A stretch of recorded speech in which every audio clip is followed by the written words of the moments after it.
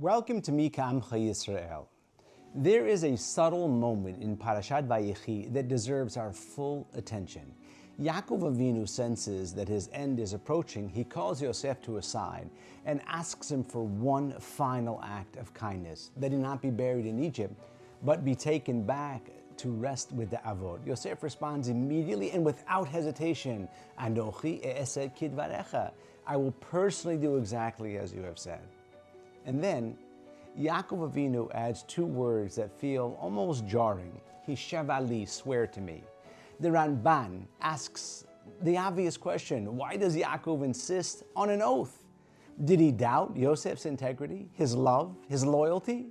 The Ramban explains that the Shavua was not about Yosef's trustworthiness.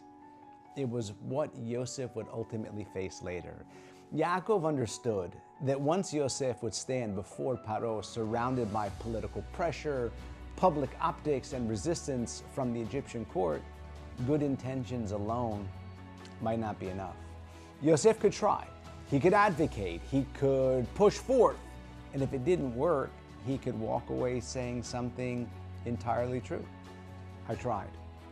A promise allows a person to retreat with dignity. A shuvuah removes dignity as an escape route. It forces a person to keep going when effort no longer feels heroic. And that is the Torah's message here. There are moments in life when Borei Olam is satisfied with sincerity. And there are moments when sincerity is not enough. There are moments when we're not allowed to say, I tried. Because when something truly matters, when real kavod, real responsibility, or real consequence is at stake, the question is no longer effort. The question is now about completion. And sometimes Borei Olam allows us to see with painful clarity what happens when sincerity stops short of completion. And that brings us to a story. In the neighborhood in Eretz Yisrael of Neve Yaakov, Yerushalayim, there was a small grocery store called Mina's Makolet. It was a simple place. It was serving as a community for Torah-observant Jews, and hanging prominently at the front of the store was a clear sign written in bold letters, no purchasing on credit. And one day, a distinguished-looking Yid entered the store. He selected a few items and then asked politely, "Can I speak to the owner?"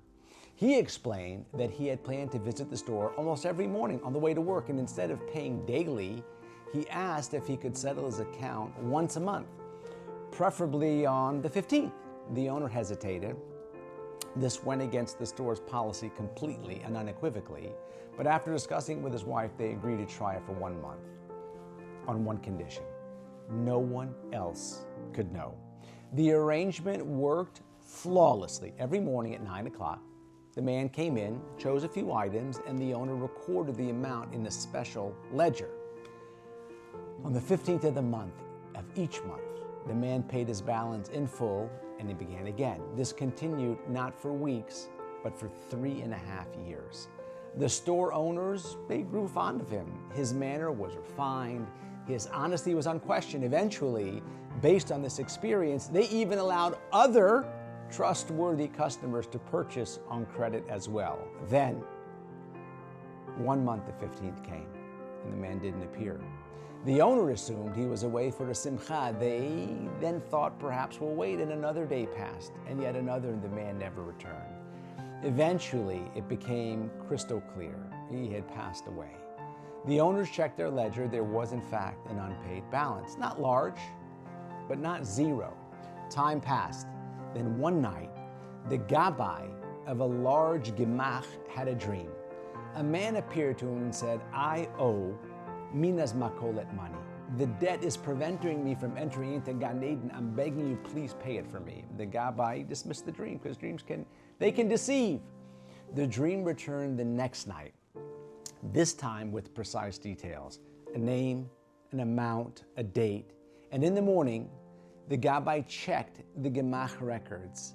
Everything matched. He discovered that this man had been donating 1,000 shekel every month, and that those donations had stopped exactly 3 months earlier when the man passed away.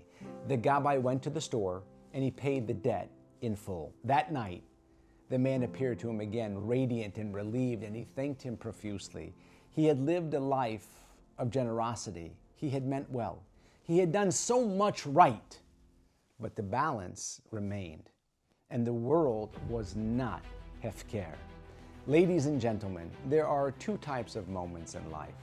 Moments where Borei Olam measures the heart, and moments where he measures the outcome. Moments where sincerity counts, and moments where sincerity is absolutely irrelevant. Yaakov Avinu knew the difference, because when something truly matters, I tried is no longer a virtue. It's an escape. It is the sentence we use to leave things unfinished, to step away from responsibility, to convince ourselves that effort replaces obligation.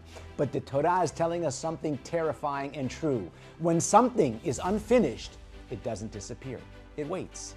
And sometimes the danger isn't only what we left unfinished, but whether we even remember where we were going.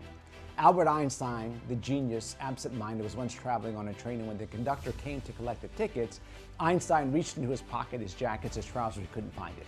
The conductor smiled and said, "Don't worry, Professor Einstein, everybody knows who you are, and I'm sure you bought a ticket." He moved on. A moment later, the conductor glanced back and he saw Einstein on his hands and knees, searching under the seat. He called out, "Professor Einstein, don't trouble yourself, everybody knows who you are." Einstein looked up and he replied quietly, "Yes, everyone knows who I am, but I need to know where I'm going." You can live a beautiful life. You can mean well. You can give generously. You can pray sincerely, and you can act kindly. And still, if something that mattered was left open, Shemayim doesn't call it intention. They refer to it as unfinished. And when I discussed this story today with my Rabbi Rafael Abuchatzer, Hashem Yishmereu, he explained that this is precisely what it means when Chazal say the world is not Hefker. Responsibility is not Hefker. And the moments that define who we are and who we become, they too are not Hefker. May Borei Olam give us the courage to stop hiding behind the effort, the honesty to see what still remains unpaid, and the strength to finish what truly matters before Shemayim reminds us that it's still waiting. Shabbat Shalom u'Mevorach.